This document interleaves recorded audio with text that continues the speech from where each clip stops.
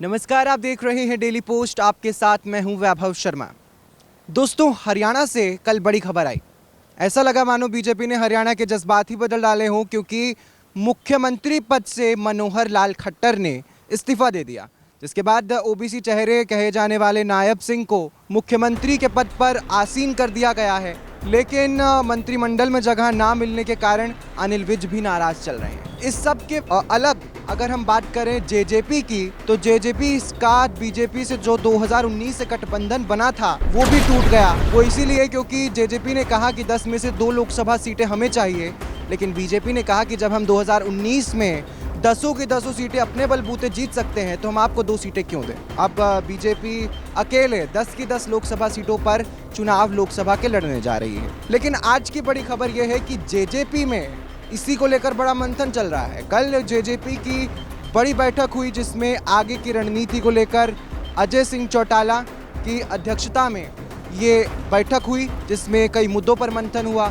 जिसके बाद जेजेपी ने सामने आकर ये साफ किया कि आज जो नव संकल्प रैली हिसार में होने वाली है, उसमें जेजेपी अपनी आगे की रणनीति की घोषणा करेगी। इसी के साथ अब जो हरियाणा के बीजेपी के दिग्गज थे, जो अब फिलहाल सत्ता में नहीं है, मनोहर लाल खट्टर हो, चाहे हम बात करें अनिल विज की, इनके राजनीतिक फ्यूचर को लेकर भी डिस्कशन शुरू हो गया है, चर्चा शुरू हो गई है। कहा जाने लगा है कि आने वाले वक्त में अगर मोदी सरकार बनती है तो मनोहर लाल खट्टर को कैबिनेट में जगह मिल सकती है और लोकसभा चुनाव भी उनकी तरफ से लड़े जाने की खबरें इन दिनों राजनीतिक गलियारों में खूब वायरल हो रही हैं। साथ ही अनिल विज को भी कोई अहम जिम्मेदारी बीजेपी की तरफ से दी जा सकती है।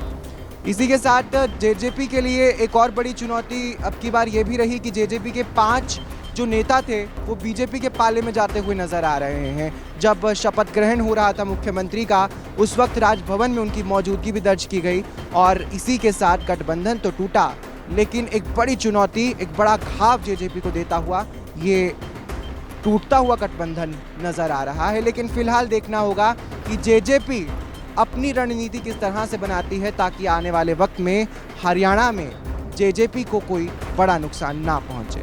फिलहाल ओबीसी चेहरा है नायब सिंह सैनी, जिसके साथ बीजेपी अब मैदान में उतरी है, नया मुख्यमंत्री उन्हें बना दिया गया है। तो देखना होगा कि ओबीसी के कितने वोट बीजेपी के पाले में आते हैं, साथ ही मनोहर लाल खट्टर और अनिल विज का भविष्य कैसा होता है। नमस्कार, आप देख रहे हैं डेली पोस्ट। आपके साथ मैं हूं वैभव शर्मा। दोस्तों, हरियाणा से कल बड़ी खबर आई।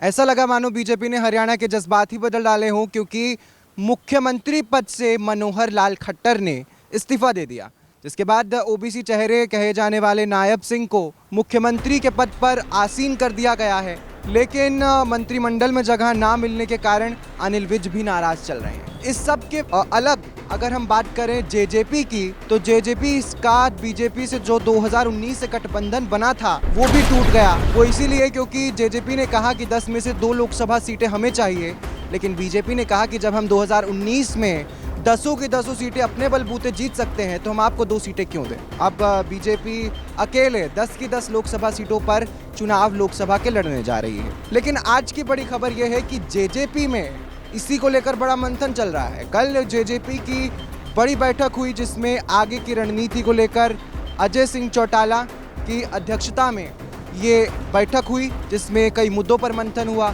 जिसके बाद जेजेपी ने सामने आकर ये साफ किया कि आज जो नव संकल्प रैली हिसार में होने वाली है, उसमें जेजेपी अपनी आगे की रणनीति की घोषणा करेगी। इसी के साथ अब जो हरियाणा के बीजेपी के दिग्गज थे, जो अब फिलहाल सत्ता में नहीं है, मनोहर लाल खट्टर हो, चाहे हम बात करें अनिल विज की, इनके राजनीतिक फ्यूचर को लेकर भी डिस्कशन शुरू हो गया है, चर्चा शुरू हो गई है। कहा जाने लगा है कि आने वाले वक्त में अगर मोदी सरकार बनती है तो मनोहर लाल खट्टर को कैबिनेट में जगह मिल सकती है और लोकसभा चुनाव भी उनकी तरफ से लड़े जाने की खबरें इन दिनों राजनीतिक गलियारों में खूब वायरल हो रही हैं। साथ ही अनिल विज को भी कोई अहम जिम्मेदारी बीजेपी की तरफ से दी जा सकती है।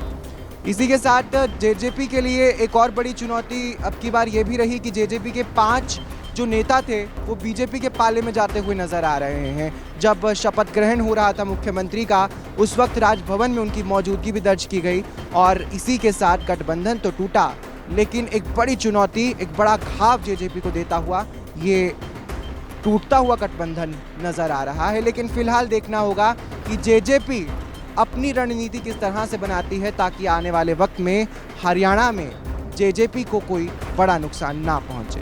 फिलहाल ओबीसी चेहरा है नायब सिंह सैनी, जिसके साथ बीजेपी अब मैदान में उतरी है, नया मुख्यमंत्री उन्हें बना दिया गया है। तो देखना होगा कि ओबीसी के कितने वोट बीजेपी के पाले में आते हैं, साथ ही मनोहर लाल खट्टर और अनिल विज का भविष्य कैसा होता है।